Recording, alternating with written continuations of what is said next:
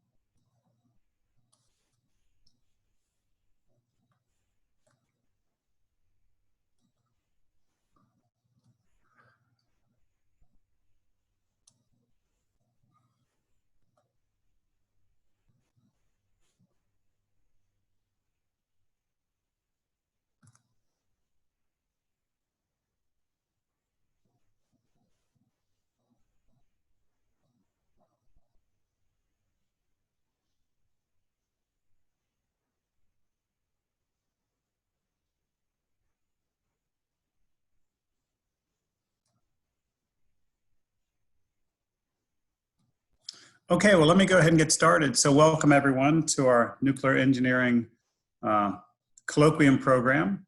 I'm Dr. Wes Hines. I'm the department head here in nuclear engineering at the University of Tennessee. And this is part of our graduate seminar series. Today, we're very lucky to have Dr. Lisa Yamagata-Lynch. She's the University Ombudsperson. I don't know how you say that all in one syllable. I think people say it a little differently. Yeah. Like okay. Everybody says it a little different. I'm sure I say lots of things differently. Hopefully I didn't think it's fine. Too bad.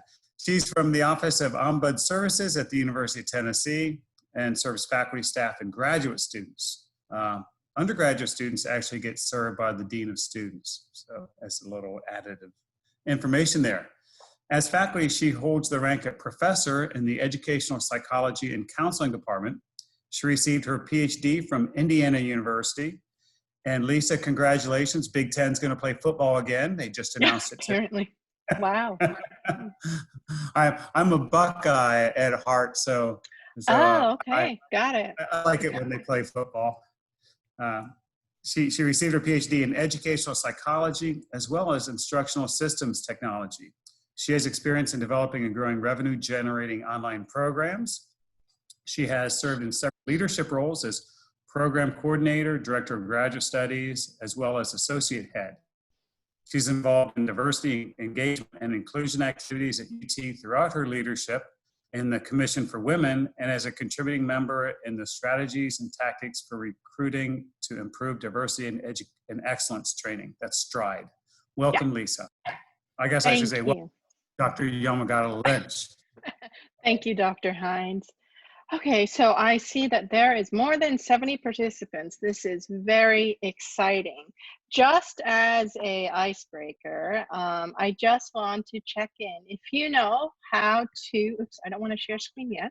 If you know how to raise your hand in the participant panel, and well, there's a yes and a no. And I think the yes is going to be less than no's.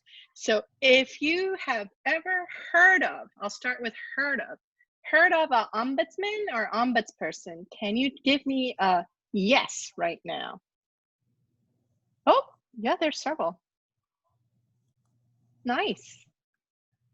There is much more than I expected. This is great. If you would take your yes off now, I guess I could clear it all up, apparently. Then if you have ever, and this doesn't mean that you work with me, but ever in your life worked with an ombudsman or ombudsperson, can you say yes? I see an immediate no, more no's, okay. Oh, there are some yes. Okay, so this is, and I know you can see it through the participant panel yourself too, how many people might be saying yes. And if you didn't look at it, that's fine too. There just is not a large number, and it is, that is very normal. And I should have said, I am so sorry. As Dr. Hines introduced me, I am Lisa Yamagata-Lynch, and I go by the pronoun she, her, hers. And I'll start my presentation, but just before that, a little more. I know I don't look it, I can't find genetics.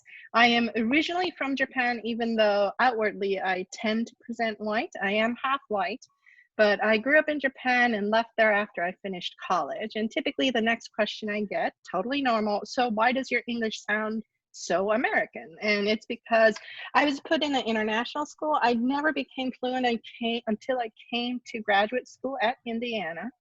But I think I had a head start because I was exposed to English for a long time. And at the international school, everything was taught in English, but my home language was always Japanese. So Japanese is really my native language, but I consider myself to be pretty fluent in English. Okay, so with that being said, I am going to start to share my screen. There you go. So I represent the Office of Ombuds Services at University of Tennessee.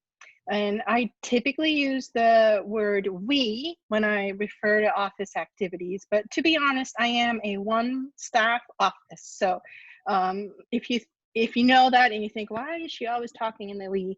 It's because I think it is a university function, but I do have a lot of partners that I work with, such as the Provost Office, Graduate School, HR, General Counsel, Title IX, Office of Equity and Diversity. So I do have this sense of collective, we serve the people who my office serves. That includes graduate students, faculty, and staff. Okay, so I'm going to start with this video that the International Ombudsman Association provides that explains what an ombuds does. And in order to start the video.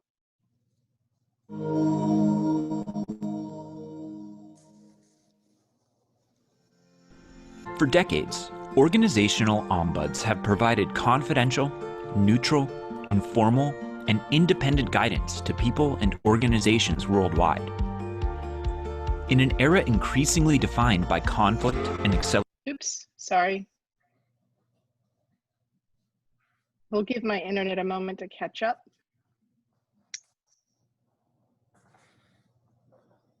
I can try, sometimes this works. And accelerated change, ombuds have an important service to offer. Who are ombuds? They are trusted navigators, engaged by people and organizations to inform critical decisions for a lasting and positive impact. An ombud serves as a safe, off-the-record resource for employees, students, faculty, managers, executives, and citizens seeking ways to identify and address workplace issues and other concerns. They use their unique skill set to help people develop options for addressing these issues, separate from, but often complementing the work of HR, legal, and compliance. Ombuds today understand that addressing a difficult issue is often the crucible through which individuals and organizations must pass before fairness, positive change, and progress can be achieved. The modern ombuds empowers individuals to work through conflicts and concerns and helps organizations examine risks, strengthen culture, and address issues that stand in the way of achieving their goals. To that end, ombuds facilitate a journey beyond the issue or conflict. Those they serve emerge transformed, empowered, and prepared to reach their full potential. For any organization in need of a trusted resource to help navigate today's complex social and work environments, the modern ombuds is a transformative force toward more ethical, engaged, fair, and empowered organizations and communities around the world. To find out more about the value of the modern ombuds, please visit us at www.ombudsassociation.org. Okay, so I'm going to go back to my slide. That's not it. There you go. So that is the just a quick introduction to what does an ombuds do from the International Ombudsman Association. And the Office of Ombuds Services at UT, we follow the ethical codes and standards of practice that was discussed in the video in our practice on in serving people who come to the office. So I like to start with data, and especially because what an ombuds does, forget about the fact that it's hard to pronounce, you don't really hear about it. Even putting all that aside, it's really unclear what an ombuds would do, and it's hard to imagine. It's not like you go and talk to somebody at the doctor's office or go talk to a counselor, where you can imagine, okay, I think this is the kind of interaction I'm going to have with this person. So I like to start with data and to just give you some idea on what are the interactions people have. So first, my office opened in May 2019, and this is just data. And I have to say, this annual report just came back to me from the graphic designer today, so it's hot off the press. But between July 2019 and June 2020, and if you didn't know, the university's fiscal year is from July 2019 or July to June every year. So that's why the data is segmented in that way. So if you start with this figure 4, and I hopefully you can see it on your screen. I know it's small, but figure 4 is the general traffic every month from July to June during last fiscal year. And you'll see that July was low. Like I said, my office opened in May. The website was launched in August. So July was purely word of mouth. This year it's already, it was either 30 or 25, I can't remember. So I think that we can count on it being a higher traffic month in general.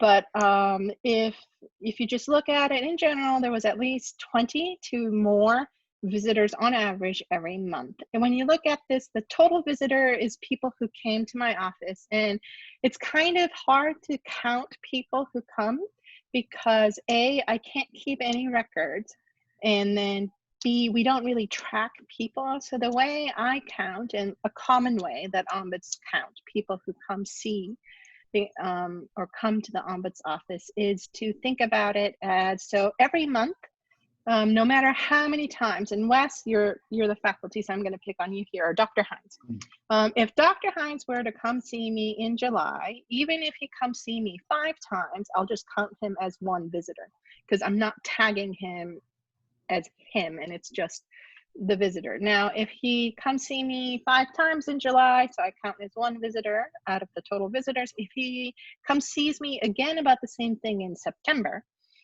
he'll be a new visitor for September. So that's how we count total visitors. And then total cases is just the nature of the matter. And when you see that there is less cases and more visitors in a month, that basically means that there could have been multiple individuals related to that case. And I also decided to mark new cases, so brand new for that month, or it could be that somebody came back related to a case they came to see me before. And ongoing is once it hits multiple months, I just keep on, I record it that way. Okay, I see that Alyssa has her hand up. Just kind of out of curiosity, like if like one visitor has, I guess, more than one issue, is that counted as 2 separate cases? Great question. And yes, I do that. I mean, I think that's the most fair thing. So if somebody comes to me, so it can happen in 1 month or multiple. So let's easy way. So let's say since you were brave to raise your hand. So if Alyssa came to me in July with 1 issue, and then, so in case count, if you come to me in August again, but different case, then it'll be an increase in case. But let's say then in September, you came to me about both the case in July and case in August, then I do count you as 2 visitors so that the case and the visitor match. Does that make sense? Yeah, thank you. Thank you. Okay, and then one thing I want you to know is that, so December and June, right before a new semester starts, and of course this June could have been COVID stress too, but I was pretty surprised in December how it was really busy. And I'm thinking maybe this number, I need to go and correct that number, because this is probably 38 and not 28. The number doesn't make sense. So then I think right before a new semester or a new year starts, I've decided it's probably human nature to think, oh, I want a new beginning. I want to take care of an issue I've been worrying about. So I'm not sure, I don't think it's necessarily that month that causes a lot of stress, but there are lingering issues that people come see me for. Now, if we look at figure 5, it's the total visitors by role, and you'll see that this light orange color. So first of all, I had total visitors during the last fiscal year was 257. which is a pretty healthy number. An organization our size and the number of people I serve typically hits about 300. So I think 257 is pretty good as a first year of the office. 42.4% were faculty, and I have to say that a lot of those faculty actually came to see me to support their graduate students too. So I had a lot of faculty who would say to me, so I've been working with a graduate student, I want to help this graduate student, I have already suggested the graduate student to come see you. I don't know if the graduate student will, so I want to talk to you about it and see what am I saying? How can I help my grad student better? So I think that's partly why the faculty number is high. I do know that graduate students do worry how confidential it really is, and I'll go over that. And I think that could be the reason why at times graduate students are hesitant in coming to see me. And then you'll see that even though I don't serve people outside of UT technically, I've decided it really doesn't reflect the volunteer spirit. So when people call me and they're not a grad student, staff, or faculty, I explain to them that my ability to help them might be limited because, like, I have people from the UT system call me sometimes, or parents too. I just don't have a partnership aligned with people who can help that group of people for me to be effectively help them. So I just remind them that I'm here to listen, but my ability to help might be limited. But for example, if it's a graduate student issue, I can call up grad school to get more information and make requests anonymously on your behalf as well. And I can do that with your college, I could do that with your department as well, but with those you have to think about as more specific it gets, or the leadership is more specific to your environment. Even though I don't mention names, it might get harder and harder to keep you anonymous. So those are things I talk with my visitors too while we're problem solving. We talk about, okay, how do you want me to help you? Sometimes people say, oh, I just want you to listen, that's fine, I'm good. And then sometimes it's about, okay, I want you to talk to, and then we really figure out who, so that if you want to completely stay anonymous, that we can maintain that. It can be a hard balance though sometimes. Is there any question on that? I'm gonna get the participant list real quickly.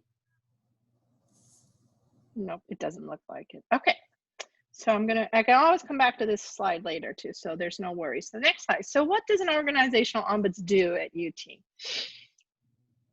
So I have two main jobs. One is to provide a safe space for visitors, and visitors are people who come to my office, anybody, to share their stories and questions to help them make empowered decisions about issues at UT. And when I talk about empowered decisions, I also include the decision to not do anything right now. I think the important thing is that we kind of look at the problem at hand, and the problem doesn't have to be a big problem too. A lot of people think that the ombuds is here to resolve conflicts. It does not even have to be a conflict. It can be a fork in a road situation about your career that I've already spoken to my advisor, I've spoken to my religious leaders, I have spoken to my family. I just want somebody neutral to hear me out and kind of help me decide which way I really want to go. So it doesn't have to be a conflict related problem, but it's just general life related problem solving that has something to do with UT. And if you were to make the choice to not act or not do anything right now, I just want you to make sure that you know you're doing that because it's the right decision for you right now. So those are the kind of work I engage in individual sessions. My job is also to provide a feedback to organizational leaders regarding systemic trends and issues at UT. So I will show you later, but a lot of it is in the annual report that I produced every year. I know I've only done it 2 years so far, but I'm already calling it every year. But I am required to provide an annual report to the chancellor and faculty senate, but I just post them on the office website. So it's really available to the public. And you'll see that those trends and issues are really at the, I guess, the area level. It's not about individual conversations. by the time you have like more than 250 people you meet, the issues are really in general themes across everybody who I meet. So when would I want to talk to the ombudsperson? And I always tell people it's anytime you have a gut feeling that you want to talk to someone about issues at UT and you don't know who to talk to. And I refer to the gut feeling because I am an informal office. I am not a place that you report complaints. So, and what for example, if you have issues you want to report to your department, you have something you want to report to Title IX, you have something you want to report to OED, Office of Equity and Diversity, wherever you want to report to, you kind of have to fit a bucket of what they're able to take as complaint. I don't have any of that, so you can come talk to me. That's why I always include the gut feeling about anything that kind of stops you. You can't move forward from just something, and sometimes people realize, oh, I do have a complaint, and then I can help you with, okay, what are the reporting processes you want to take? If it's really about interpersonal relations, we can have some role playing or simulate, like, okay, if you were to talk to somebody about this, the person you're having trouble with, how would you approach it? How is it likely that person would react to you? If that person reacts to you that way, what would you do? Okay. So another instance you might want to come see me is when you're not sure what to do regarding a decision related to issues at UT and you want help making that decision. So I don't make that decision for you. But like I said, we run through scenarios, and by doing that, I think it helps people kind of have a, it puts shape and form to your options, and it makes it much more tangible for people to decide what they want to do. There are times people come, and a lot of my work is just listening to people. So I have like 1-hour sessions when I really didn't say much other than, can you tell me more about? And the person is just like delighted at the end, like, oh my gosh, this helped me so much. And all I did was listen. But I think it helps for them to hear their own voice, because then it helps to make the problem, I think, sometimes less complicated. They can see a path they want to take just by hearing their own voice. Okay. Okay, so this is, again, my effort to try to make the mystery of ombuds work more visible. So this is this is just a hierarchical chart, but kind of activity that I engage in with people who visit my office. So when people come, at least last year, most activities were related to either situation analysis or problem solving. And in situation analysis, it was really about, okay, let's see if I want to consider what path do I have academically, and or what path do I have career-wise. I am not a career coach, but I can talk about, if it is a career issue people want to talk about, I can hear you out and then kind of point you to resources from there as well. And then there were people who engaged in what I call situation assessment, where really clarifying, what do I want in this situation? What do I need in this situation? And then the cost benefit, or what's the cost of really pushing what I want, or cost of not pushing what I want. But a lot of the activity was on the problem solving side. So we brainstorm together, we'll frame the problem. Really, it could be that at first you don't even know what the problem is. So let's identify the problem. And then problem tackling is, I rarely engage in evaluating the effect of the potential solutions with people, but some people evaluate it ahead of time, hypothetically too. But a lot of times we analyze and design potential solutions to their situation. Okay, so in this chart, you'll see that, so out of the 257 people, and people come for multiple reasons, so that's why when you add these numbers, it's far more than 257. But most people came to see me, or came to the Ombuds office, really to find a safe space to talk. And it doesn't mean that it's not safe talking to their family, or it doesn't mean that I think it's safe with no judgment, safe with no opinion, weighted opinion, maybe safety that comes with neutrality. So that's what people are coming to see me for. And then there is a big portion of people really coming to find more information. So this is, how does this work? Can you go find more information about this for me? If I went to go talk to, so there are people who, like, students who say, okay, if I were to talk to my director of graduate studies about, or if I were to talk to my department head about, what do you see as a likely consequence? And that's really hypothetical, but I think it really, like, and with my experience of being a director of graduate studies before and associate department head before, while my department is only one and it doesn't represent every single department, I can still talk about what are the likely outcomes, and help you decide how to approach talking to people. And that's more of what I call a formal route. So if there are issues, you'll start with your director of graduate studies or department head, associate head, however your department structures, and it'll just keep on going up to the deans or associate dean, and then the pro. So those are, that's the kind of information I provide. I also have people on the staff side, and maybe with GTAs, GRAs, it might, there are certain employment policies from HR, and in graduate students' case, it'll go to the graduate school, but those are questions that they just want more information about that I can provide. Sometimes it could also mean that I just look at the graduate handbook for your department with you and kind of unpack what some of the policies mean. And then you'll see a very small portion of people who come to see me for dispute resolution. And this is what people assume, for the most part, assume what an ombuds does.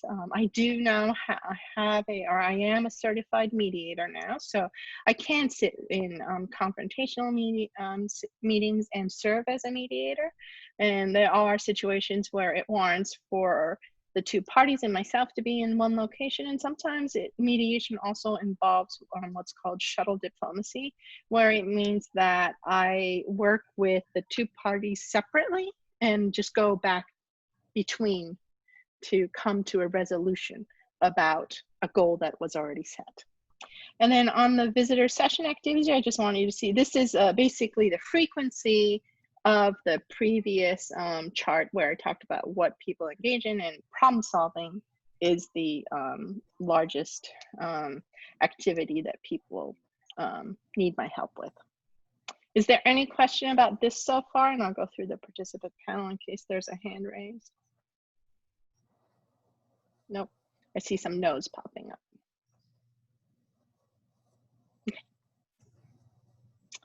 Okay, so this is more in descriptive terms. So come visit and talk when you feel or think like, what just happened? That didn't make any sense. I get all this, did I misread something here? What am I not seeing? I work with very smart people, so they're very conscious about their position, and they're not, people who come see me are not there to blame others necessarily. A lot of times, like, help me understand this situation. Also, when you feel, I know who to talk to, but I just don't know how, and we can work that out. This can happen very quickly. There are too many policies, practices, unspoken rules in so many different handbooks, and I'm just lost. And I really just don't know what to do. And I would also say that when you hear somebody else, your peers, say these things, that's a good time for you to say or recommend, you know, you could go talk to the ombudsperson. So here are some, I made it in general forms, but here are some instances that graduate students have come talk to me about. I have students who have a hard time to decide what to do with good news. So this is, I have multiple GRA, GTA offers. How am I going to make my decision without upsetting anybody? So it's a great problem. But at the same time, I know that it's a real problem for graduate students. So in this scenario, you may have a assigned GRA, GTA in your department, or through a grant project, you might have another opportunity that pops up, and then you apply, you got it. And I typically talk about, okay, usually we are an educational institution, so we support you in any way. So the focus is really about, okay, what's going to help you with your career? Do you want a variety of active experiences while you are in graduate school? And is that good for your ultimate goal? later on. But so these are issues we talk about. I do talk with GRAs or graduate students who worry about, so what are the exact words I should tell my advisor? What should I, and we just go through that. Lisa, Okay. this is, Yes. I have Yes. a question kind of related to that. Yeah. Last year, I think we had, maybe last year or the year before, we had 2 or 3 students accept a position and then come back and say they changed their mind. Oh. And I tell them, it's not really you're changing your mind.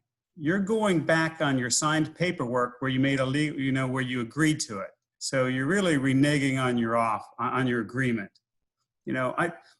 I never had that until maybe just a couple of years ago. It started happening. Do you have students that come in and say, "Hey, I've already accepted this offer, but then this other thing came up and I really want it"? What kind of suggestions do you give them? Because sometimes I have yay, and I'm depending on them, and then all of a sudden they're gone, and they think it's fine for them to change their mind. And I don't. So I think it depends on the department culture then, because on this matter, I was working with students who had in their department, they have certain number of waivers or certain number of assistantship, and they are constantly encouraging people, if you find something outside, that's fine, because we have people on the wait list. And so there are departments who really welcome this. And then even though the students sign the contract, they're fine. They'll just rip it apart and offer that slot to somebody else. And it's a department that even do that mid-year, even because the need is high. But if your department culture is different, then it might take more negotiating, thinking about the timing. And I think the hard thing for students is that, so we have many of our units work on an academic timeline. So you can think most likely when new GRA, GTA positions are going to pop up.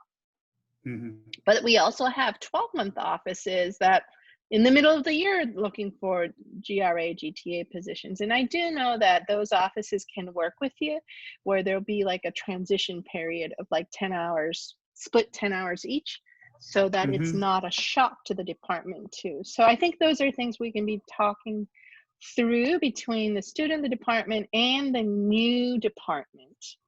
I think the key in what you said is that you should go talk to the department head about it and see, is it going to put them in a bind?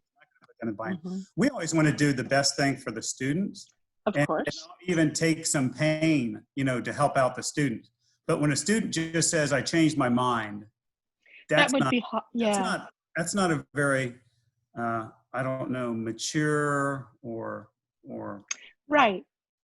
And official way to do it. Just saying, "I changed my mind."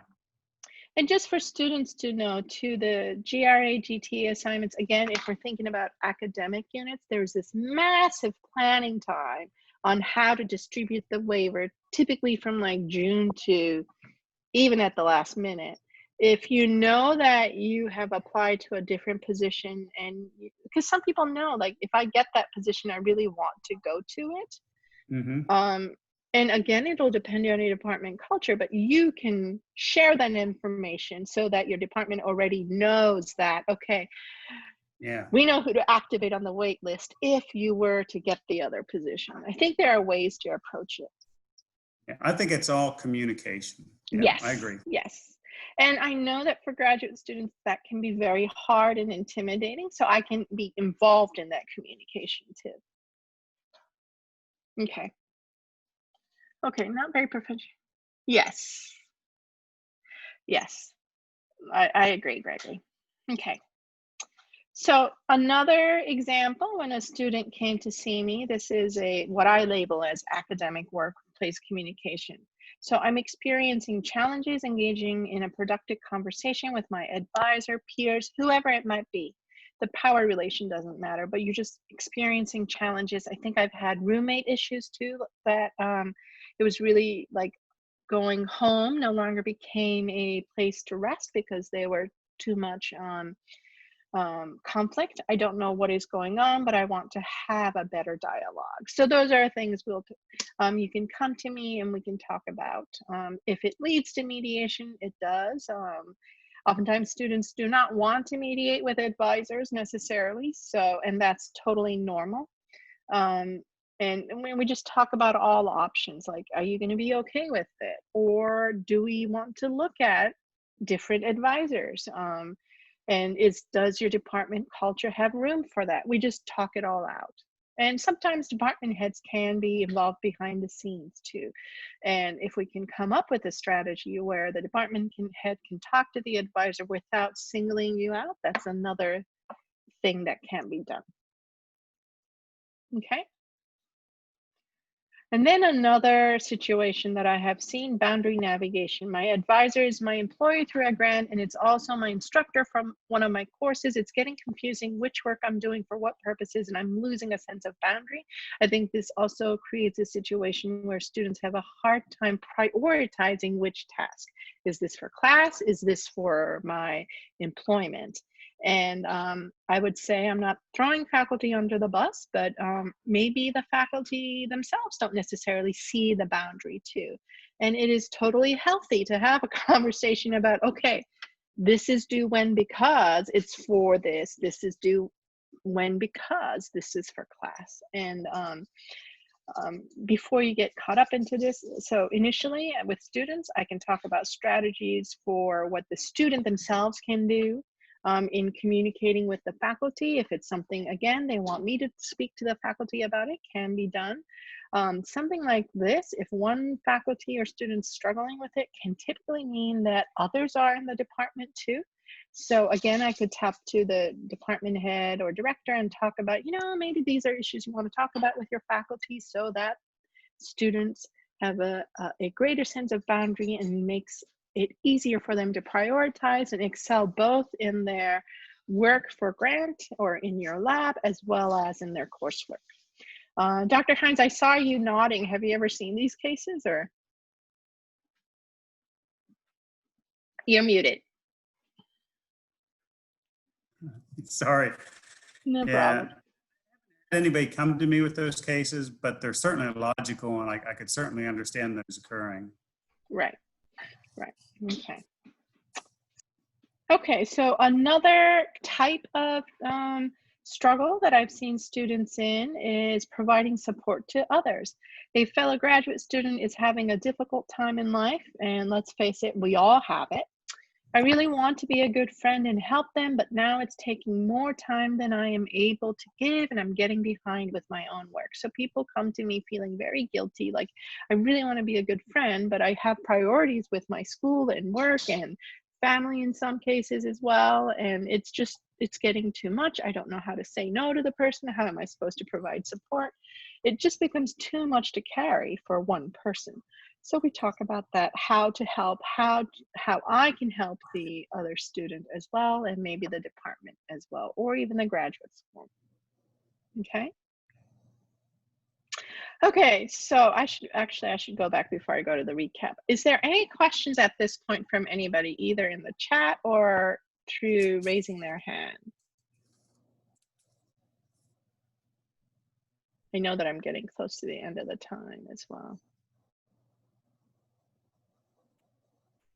I'm just kind of like, I guess, wondering, because there seems to be a lot of overlap between the work that that you do and kind of like the work of like individual like psychologists, or like a therapist. Like, I guess, at what point is the line, I guess, between those two? Right. So that's a great question, because I am actually not a trained therapist. And so my job is really focused on helping people navigate their experience at UT. And I do talk about, if people were to tell me, I just can't let this go. The situation makes me nervous. I'm losing sleep. And I do say, well, that is when you do need to contact, or I highly suggest you contact a therapist, because they will give you strategies on that. And I think the difference, and I have people who tell me, okay, I already go see a therapist, but I really need your help because when talking with my therapist or counselor, they don't know how the organization works. So they give me a lot of great advice, but I'm not sure that it'll apply to the organizational setting we're in. So I think I do a lot of listening, which I think that's part of what a therapist does, but I do not have the ability to help you with strategizing how to make sure that you're taking care of your mental health. But I can give you concrete ways to, or together, I like to think that we co-construct it. So in a safe space, we can construct a concrete way to navigate situations at UT. Does that make sense, Alyssa? Yeah, thank you. Okay, and then just to recap, so I had yes. a couple of questions maybe I can throw out there. Mm-hmm. We have questions at the end, but I'll throw these in because you got me thinking. So you say you have these visitors come see you. Can someone call you on the phone, or do they need to come Yes. see you? Need an appointment? Yes. Yeah, I should say. So yes, I do need to. So my office in normal circumstances is in Dunford 2423, which it'll show up later too, so don't worry. But most of the time people either call or email me in advance to secure a time to meet with me if it's physically meeting. Right now, everything is on Zoom. And I'll go over the mandatory reporting issue too, Deborah. Sorry, I just saw it on the chat. So a lot of times it's in Zoom and on the phone. When people come see me, they make an appointment prior to the meeting. And it's hard to walk in on me because I have a lot of these outreach events too. So people will call me or, and right now, if you call the office number, that'll be on the next slide, it'll go right to my voicemail, that goes right to my email. So you'll hear from me typically right away, as long as I'm not already in a meeting. And then I'll answer some things here. So my office being independent means that I don't report to anybody. I report to the Chancellor's office for operational matters. Just make sure that if there's travel requests, they take care of it. Supplies, they provide me the office in Dunford and they furnished it. Neutrality and impartiality means that I don't advocate for anybody, but I advocate a fair process. Confidentiality is when I'll talk about Title IX too. But first of all, I am not a Title IX mandatory reporter. So if you have Title IX issues that you're experiencing, you can come talk to me and I can go over the services that Title IX provides. But we'll go through whether, and you don't even have to make a decision on the spot, but we'll usually, helping the decision making, I'll talk about if you were to go to Title IX, these are the resources you'll have access to. A lot of people don't know that they have access to resources without filing a complaint. So those are, and sometimes people want clarifications from Title IX before they, in the process of considering to report. So I'll call Title IX and just talk about a hypothetical situation. They're really used to that, so they'll give me the information I need for the student or anybody. Now, if you are, mandatory reporters can contact me too. And typically I coach you through how to fulfill your obligation as a mandatory reporter. And I think there's a lot of unknowns on what would happen if you were to report. So I just talk about how, well, the realistic scenario of what would happen if you were to, if you fulfill your mandatory reporting duty is A, B, C. And people usually say, oh, okay, I'll just pick up the phone and call Title IX then. Maybe you could back up just a little bit. Some of these students are brand new students here. They may not know what Title IX means, and they may not know what mandatory reporting means. So this is a good opportunity for them to maybe learn that. Got it. So the Title IX office, it's located in, I would say, I hope, most university campuses. They are the office that handle any sexual abuse, sexual harassment, sexual misconduct issues, both for students and faculty.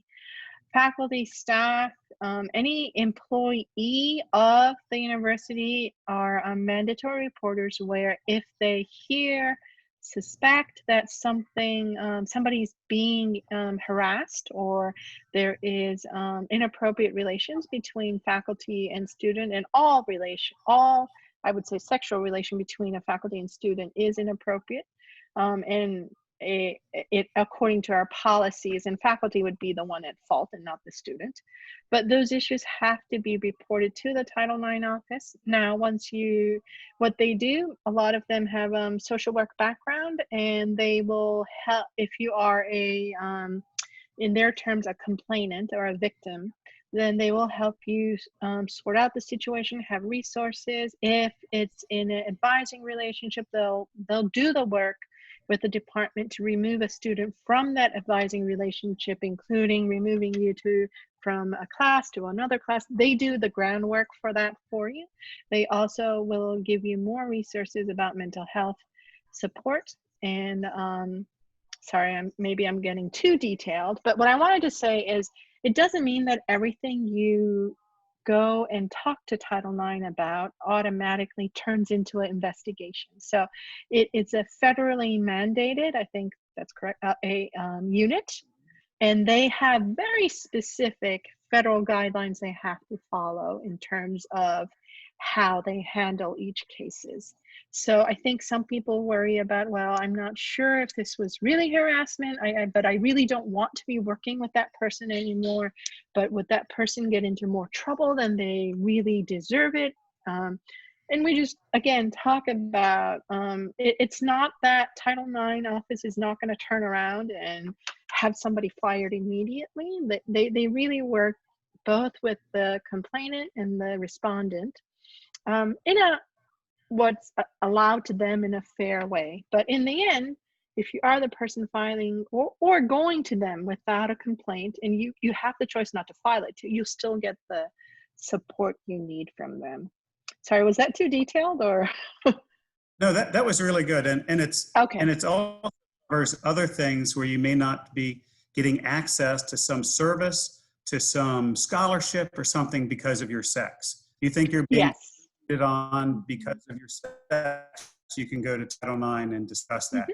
Now, if you come to me or Dr. or someone and say, hey, I really want to share what happened with me at this party the other day, and I'd like this to be confidential, my immediate response is, I'm not sure I can make it confidential. If it's a Title IX violation, I have to go report it to Title IX. Right.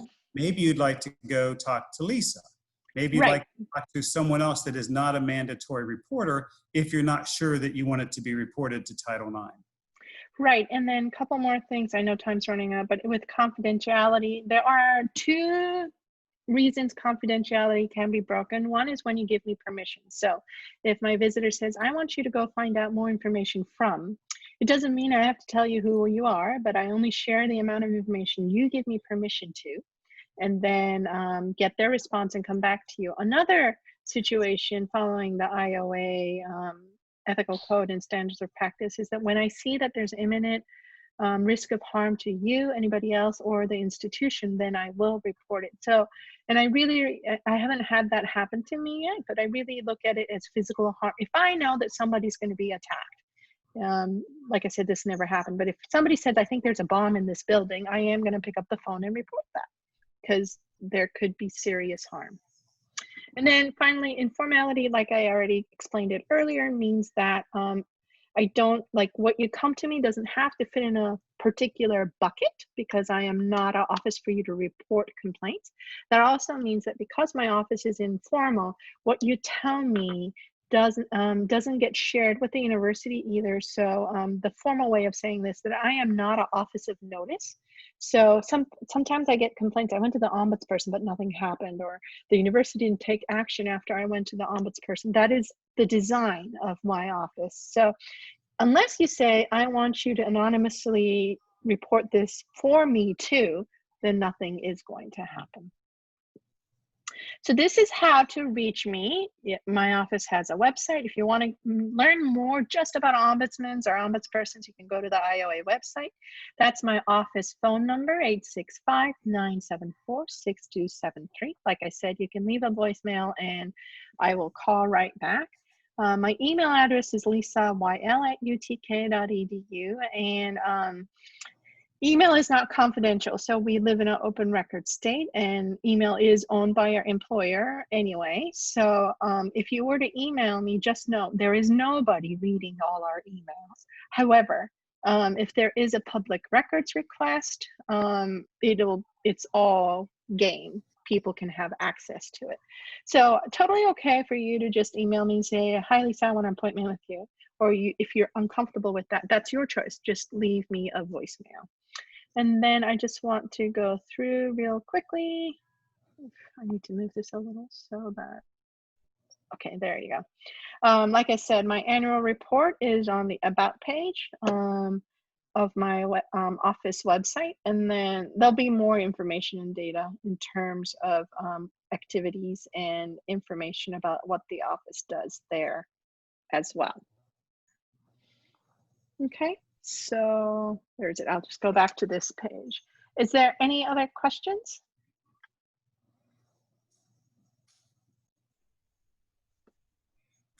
I'll go ahead and ask another Yes. one. Why some of the students try to think this is a really great opportunity to ask questions. So feel free to come forward, or feel free to save your question till later and send an email or a call. I like the thought that you're independent, because I thought, you might get some people that come to the university that they're really irritated with someone and they want to talk like, I'm going to go to the news, I'm going to go to Chief or whatever, and I'm going to get on this 5 on your side or whatever it is. And I'm going to pull this thing out of the water and I'm going to hurt this university. My first thought was, I wonder if she tries to protect the university at all, or if she just says, well, if you do that, you have to look at how is that going to affect your job in the future, and your opportunities in the future. So, yeah, so what I do, I haven't had that extreme, but it's, but I haven't been to visit you yet. Come on over. So I just talk about, okay, that's one option, but here's some other options too. Or you might want to take these actions before you get there, knowing that that's always a possibility. So that's what I do. And I never say, no, you shouldn't do that. I have not had anybody who come to me saying, I'm going to commit a crime. If it was somebody saying, I'm going to commit a crime, eventually I'll have to report it because it could harm people or harm the university. But like, that's covered by free speech. I have no right to say, no, that's not a good idea. But I might think about, okay, what would happen after that? Yeah. Yeah, but it's really to think, help for that person. Yeah. Do you really want all that attention? And yeah, great. Any other questions from people? Wow, that's surprising. Well, and they can always call me and they can email me. We can find ways to get in touch. Well, thank you so much. I think you saw that, very few of our students probably knew what your office does. They knew, they've heard the word, they've seen it on the syllabus. So it wasn't too much of a surprise, but looks like almost no one had ever used the services. Have you made these presentations to departments or colleges before, and then that kind of helped spark some interest? Yes. Yes. Afterwards? Okay. So, well, good. Yeah, I have people say, I saw you talk at. So. Okay. Well, thank you very much. I really appreciate your time. And thank you for having me. Okay. Thank you. Bye. Bye-bye. Thank you so much. Thank you.